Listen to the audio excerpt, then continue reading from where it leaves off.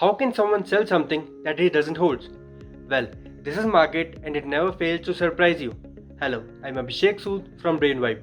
Today we'll be talking on short selling.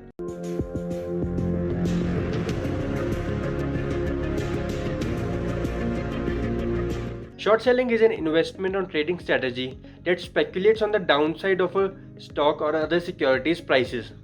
It is an advanced strategy that should be undertaken by only experienced traders and investors. Traders use short selling as speculation. Meanwhile, the investors or portfolio managers use short selling as a hedge against downside risk of a long position in the same security or related one. These were all bookish terms. Let's understand this with an example. Let's suppose Ishika wanted to buy a pizza for 100 bucks. So she went to the market for the same and met Manu in the market. She met Manu and told him that I want to buy a pizza for 100 bucks.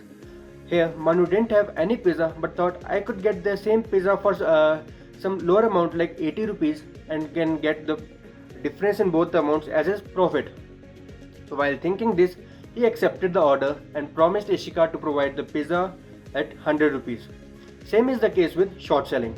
You can sell something you don't have, but you need to promise that you will provide the securities on time that you have promised. Now, let's come back to the story. Manu accepted a deal, but there is no surety that Manu will get the pizza for 80 rupees or something below 100. So let's understand the three cases here. The first case, Manu got pizza for a price less than 100. That is, example 80 rupees. Now here 20 rupees will be Manu's profit. The second case is Manu got the pizza for a price more than 100, might be 120. In this case, Manu's loss will be 20 rupees. Now there comes a third case. What if Manu forgets or was unable to provide the pizza to Ishika at any price? Or what if the seller was not able to provide the securities to the person he has sold? In that case, I don't know what will happen in pizza, but in stock market, exchange provides auction facility for this. Now, what is auction here?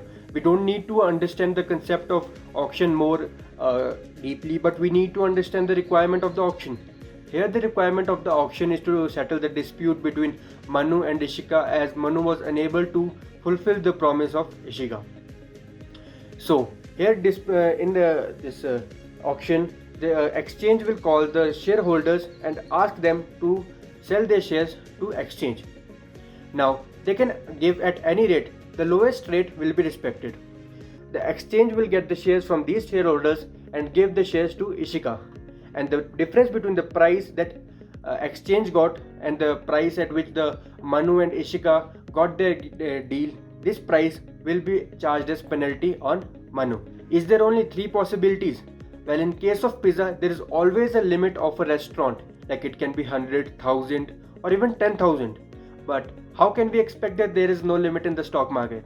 There is also a limit in the stock market, and that limit is called upper limit, that is upper circuit, and lower limit is called lower circuit. When the stock hits upper circuit, there is no buy order, all the buy orders are cancelled by the exchange. Meanwhile, when the stock hits lower circuit, all the sell orders are cancelled by the exchange. What if there is no pizza? Then how will Manu fulfill his promise? In the same way, there is no stock in the exchange, then how will seller provide the shares to the buyer? Well, this question is still answered, but the concept is same, auction. But what if there is no seller in the auction?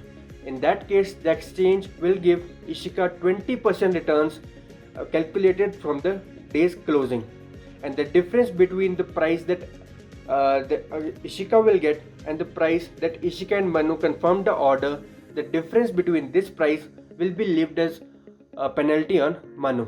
Sometimes these penalty can rise up to 50% if share is in good momentum and hitting upper circuits. So this was Manu's fault, or the system is not designed properly. We can't say anything, but we can protect ourselves by using a stop loss in the short positions. I don't know if you use stop loss more regularly or not, but you should definitely use stop loss in your short positions or in short selling. In fact, you can use near your upper circuit so you cannot be a trap in the trade like Manu. In Indian stock market, we can short in cash market only from 9:15 a.m. to 3:15 p.m. But in futures and option market, we can short for a time period from 1 day to a time period of 3 months. That is the duration of the contract of future and options. There are 3 ways to short, that is selling direct futures of some securities, or selling call options, or buying put options. So this was all about short selling. If you have learned something, do like this video and share this with your friends. Don't forget to subscribe to Brainvibe and press the bell icon. Also, don't forget, opening Demat account is not a tedious job. We, the team of Brainvibe, is always there to help you. The links are there in description. Also try our financial tracking app from the link provided below in description. Thank you for watching this video.